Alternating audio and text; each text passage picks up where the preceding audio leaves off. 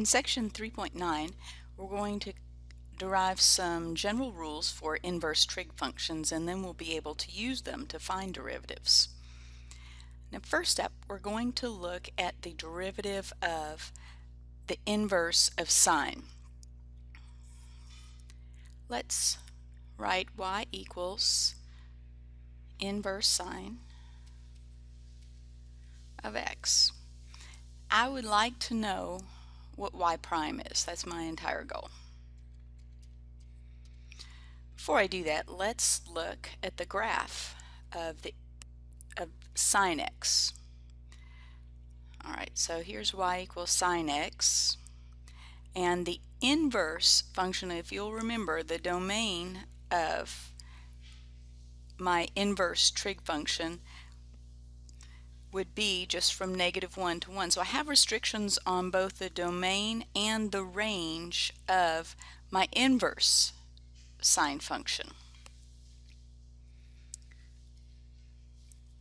Alright, now down here at the bottom you'll see what the actual inverse trig function looks like. This was just a reminder of what sine looks like. Therefore we know that the inverse has these restrictions. This down here is the actual graph of the inverse of sine.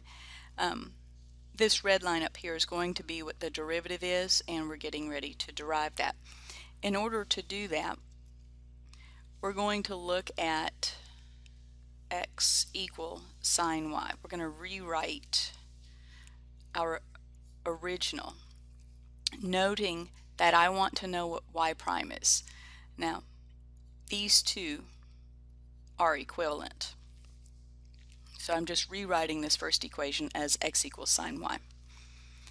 I want to take the derivative of both sides using my implicit differentiation. The derivative of the left side is going to be my 1 equals, for this one I'll need to use the chain rule. The derivative of the outside sine is cosine, leave the inside alone, times the derivative of the inside, and the derivative of y is y prime. So far I have that y prime equals 1 over cosine y. That's all well and good, but I would like to know the derivative in terms of x, not y. So I'm going to pull a little trick here, and using the fact that sine squared y plus cosine squared y equals 1, I'm going to solve this for cosine y and plug it into this guy right here.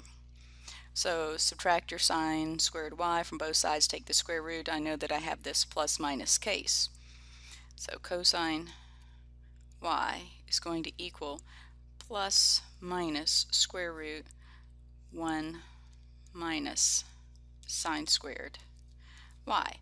But sine squared y from up here would be x squared. That's very convenient,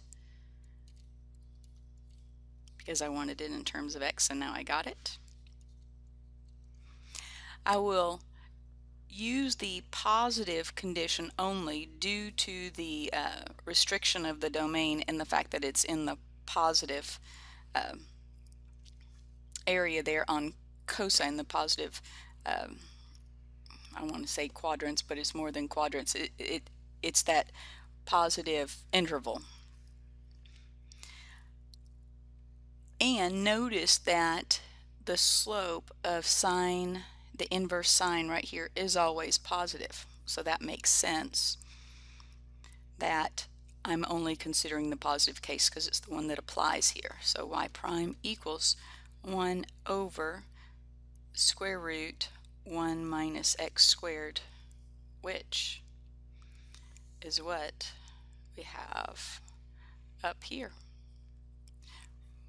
with the restriction that x can only be in between -1 and 1. Now let's look at what this derivative looks like in terms of slope of this inverse sine. Notice how at this point here, this slope is approaching as you go down this function here. This slope is approaching infinity, and of course that's what our derivative is doing here. As I go along this line, you'll see that the slope is decreasing. Notice that the value of the slope is decreasing here. At this point where x equals 0, it is the x equal y line, which that slope is 1. Notice that the value of the derivative there is 1. And then the slope once again starts increasing without bound. Beautiful. Let's play with this. I've rewritten theorem 3.21 for you using also the chain rule so that we can see this inverse sine as some function of x, and that's what this u is. He's some function of x. So with the chain rule, it states that you would have that same derivative, take the derivative of the outside, leave the inside alone, which is what happens here, all times that derivative of the inside. So utilizing the chain rule, or basically I'm just going to use this one here, this would be u prime, and my u in this case is that right there. That's u. This is going to be u prime, so that would be 2x over the square root of, and then it's going to be 1 minus whatever my u is. My u is x squared minus 1 quantity squared. So I'm going to do a little manipulation with this, see if I can make it look just a hair prettier. Might not, I don't know. But this is going to be 1 minus, and then I'm going to get x to the 4th minus 2x squared, and then that would be a plus 1. This is going to equal 2x over square root of, and my 1's in this case cancel, leaving me with distributing that negative would be 2x squared minus x to the 4th, and that would be it for that one.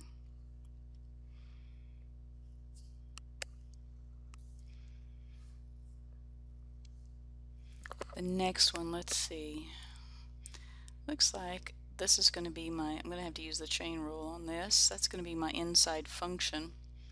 So the derivative of, using the chain rule, the derivative of the outside, so the derivative of cosine is minus sine, leave the inside alone,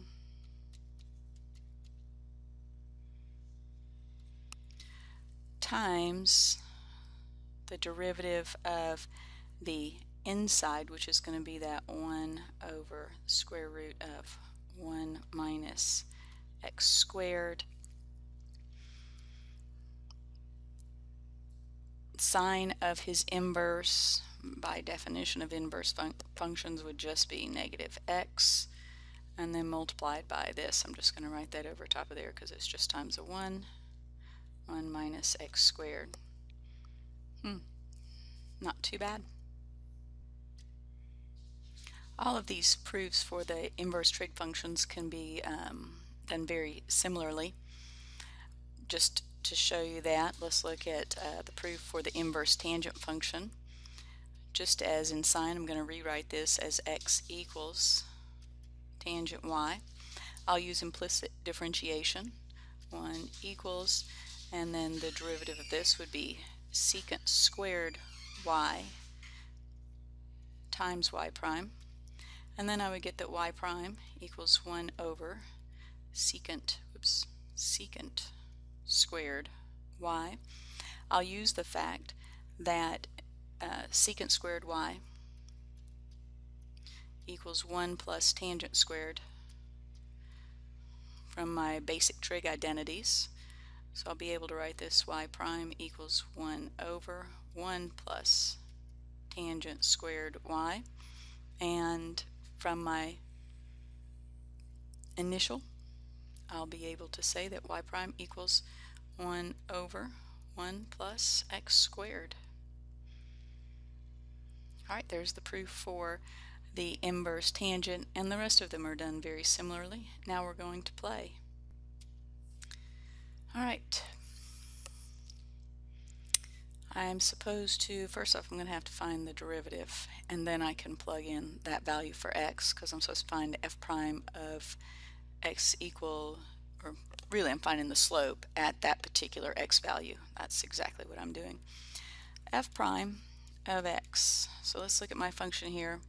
I see x times this inverse trig function, and the inverse trig function has a u in there, some function of x, so I'm going to have to use the chain rule there. First and foremost, I'll use the product rule, x times that. So I'm going to take the derivative of the first, that would be a 1, times the second one, just plain, plus, this must be an x there, x times the derivative of that inverse tangent. I go up here to inverse tangent, and using the chain rule, it will be u prime over that. So the derivative of this x over 2 is 1/2, so I'm just going to leave it like that, times, that's the derivative of the inside, and this would be 1 plus that x over 2 quantity squared. I'll just put a 1 on top of there, piddling with it just a little bit more, make it look a little prettier. Not going to be much prettier, I'm putting in a value anyway, so it's not like it really matters. X over 2 plus x over 2 times 1 plus, and I'm just going to write x squared over 4. Alright, now I'm supposed to plug in a value, f prime of 2 square root 3. So I need the inverse tangent of 2 square root 3 over 2 plus 2 square root 3 over 2 times 1 plus 2 square root 3 quantity squared over 4, and then crunching through that. Alright, in the interest of time, just punch these in here, and square root 3 plus, and then I'm going to have these 4's will cancel, and then it'll just be the square root of 3 over 4, and that's as pretty as that one gets. The next one, g prime of x, and they want me to find the equation of the tangent line, so this one's going to be a bit messy. It's this inverse secant of some u. So it will involve the chain rule, and I know that I'll have my u prime on top, so I'll just go ahead and write that 2 on top so I don't forget it. And then I will place my u wherever there's an x. So that would be 2x squared, so that would be what, 4x squared minus 1. Alright, there's what that looks like, and they want me, first in order to get the equation of the tangent line, I'm going to need the slope. That's why I found the derivative. And I will plug in the x value. That's going to be 2 over, and this will be 2 times 1, take the absolute value is 2, times the square root of 1 squared is, that's going to be a 4. Plugging in 1 squared is 1, times 4 is 4, minus 1. This will end up being 1 over square root 3. Alright, so here's my point, 1 pi over 3, and my slope is 1 over the square root of 3. Just plugging it into my point slope formula, 1i minus y, 1 equals m times x minus x1, and then crunching through that doing the algebra. I just plug those in. There's my x, there's my y, just plug them into that point slope formula. This really doesn't simplify much, but I'll go ahead and distribute. That'll be x over the square root of 3 minus 1 over the square root of 3 plus pi over 3, and there's my equation of the tangent line. Alright, next we have a word problem, so we'll go through and read this and see what we can do with it.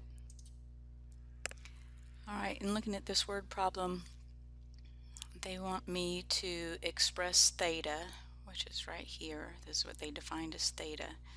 Theta as a function of this shadow length. So I know this opposite, and I know they want it expressed in terms of the adjacent. So I'll look at tangent theta equals 150 over s. Now they want me to write this as theta equals, because that's what this means, express theta as a function of. So I'll take the inverse tangent of both sides, and the a part will just be, theta equals inverse tangent 150 over s. The b part wants me to find the rate at which this theta is changing. That's what they're saying when they say compute d theta over ds. So they want me to find the rate at which that theta is changing with respect to the shadow length. And then I'm to plug in the value. When I get finished with that, I'm going to plug in the value of 200 to see what that rate of change is when the shadow length happens to be 200 feet. So d theta over ds is going to be equal to, I went ahead and wrote this out for you in terms of a u, because it's a function of x or s, whichever it is that I happen to be looking at. So the derivative of 150 over s, that one is, because I'm going to have to find that derivative. That's like saying, sometimes I just kind of look at it as 150 times s to the negative 1, and then I can use my power rule, and I'll write that on top.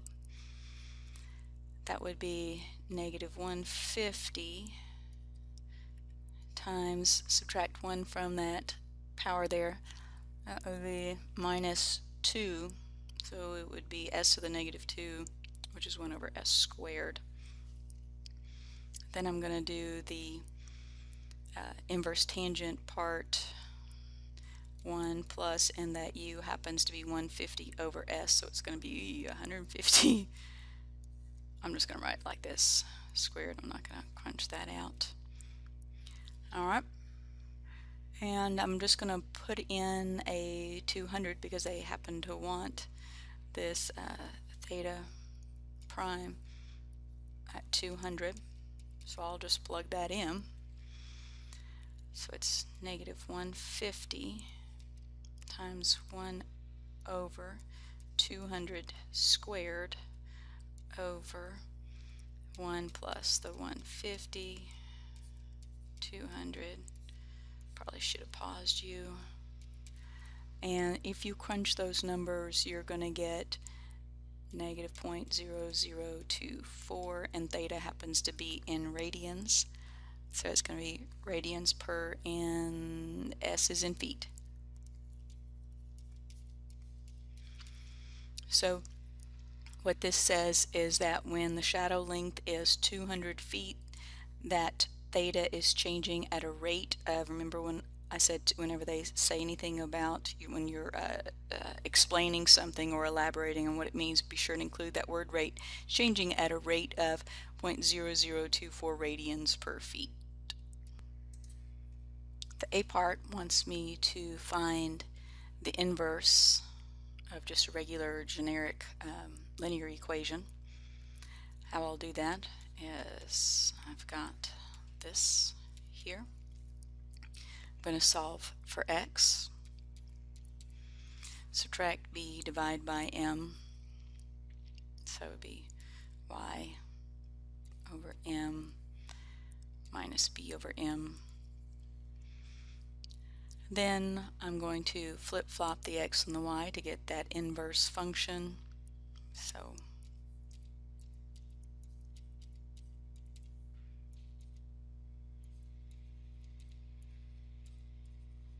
and yes, you could also write this as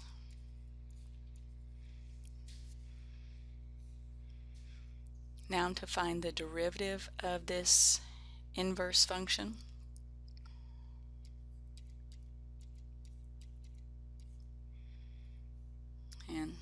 No real easy way to write that with the prime, so we'll just write it like this. The derivative of this guy right here, is a constant, so that's 0. This is just a constant times x, so it would be the 1 over m. This happens to mean that the derivative of the inverse function of a linear function is, they're just reciprocals of each other, because just a regular y prime, his derivative would be m. Notice for the inverse function the derivative is 1 over m. Pretty interesting. If I'm looking at this particular case right here and I want to find the slope of each line, the regular function, the slope, we'll call it m1, is 2, and the slope for the inverse, we'll call it m2 for the inverse, is going to be 1/2, and you can verify that with graphing and some algebra, and they want you to look at it. The theorem 3.23 is the general case of, we looked at the specific case of a linear function, and theorem 3.23 just extends that to all functions. Of course, they have to follow that f has to be differentiable and has to have an inverse on that particular interval. And as long as the derivative at that point is not 0, otherwise I would have 0 in the denominator, it wouldn't work. Whatever the slope is of the original function, if you have an inverse function, that slope at that particular point would just be the reciprocal of that. So it's extended for all functions provided they fit this set of criteria, and it's just so that we don't have 0 and we can't say that it works for something that's not differentiable. You can follow the proof of that. They have that in the content. What it is it just follows the flip of the definition of the derivative using limits. And do note that those x and y values for those points are flip-flopped. So let's get our f prime here. That would be 1/2 x to the 1/2, so minus the 1, that would be x to the negative 1/2, so that's going to be square root x plus 2x plus 0. I won't bother writing that.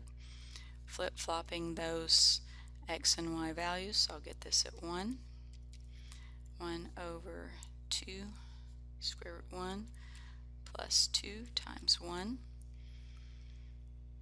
f prime of 1 equal, that would be 1 over 2 plus 2 equals 5/2. Oops, 5/2. If I want, and they asked me for, find the slope of the curve at that particular point, so if I want f inverse, we'll call it prime, that looks so ugly to me, of 3, that answer is just the reciprocal. And it's not often that you will be doing something like this, but it is a theorem that you might have to look up from time to time, and just remember that it's something that